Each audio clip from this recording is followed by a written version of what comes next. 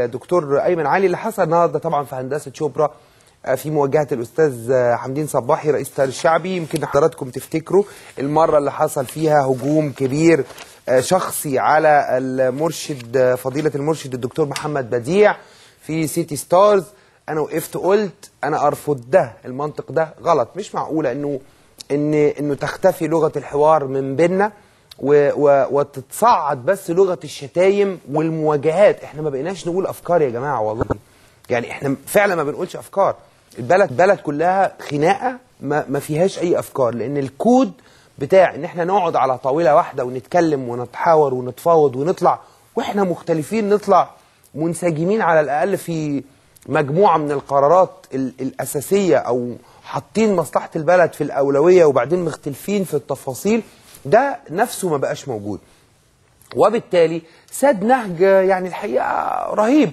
اللي حصل مع الدكتور ابو الفتوح في المنصوره، اللي حصل مع المرشد في سيتي ستارز، اللي حصل مع عمرو حمزاوي مش عارف كان في بني سويف، اللي حصل مع الاستاذ حمدين صباحي. لو انت هتشوف كده هتلاقي كل واحد من فصيل مختلف، الفصيل الثاني بيهاجمه.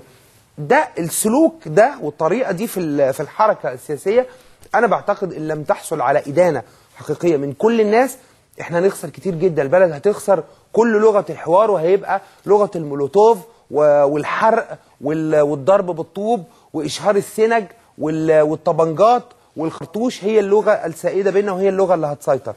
اذا استسلمنا لده السياسيين هيدفعوا ثمن غالي، او الناس، بعدين كلنا هندفع بعديهم الثمن بهذه الطريقه. ده لازم يحصل له ادانه الحقيقه من كل الناس. نعم للتعبير عن الاراء طبعا بحريه، نعم للاختلاف في المحاضرات العامه في الندوات العامه، لكن لازم يكون في كود. لا انت توقف المرشد وهو معاه زوجته او اولاده، ولا حضرتك صباحي ناحيه ندوه، ولا تعتدي بالجزمه على عمرو حمزاوي وهو مش عارف خارج منين.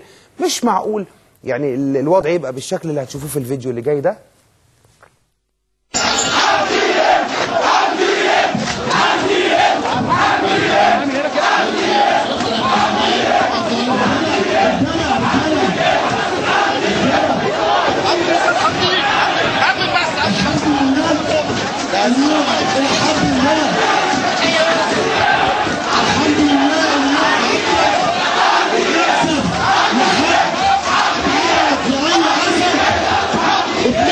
للناس اللي اعترضوا باسلوب غير راقي،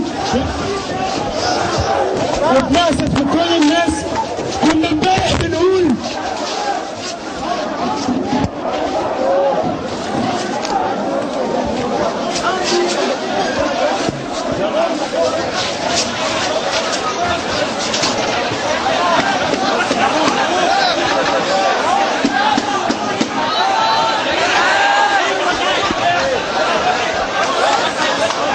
عشان في خناقه حصلت تحت رجلي بالظبط.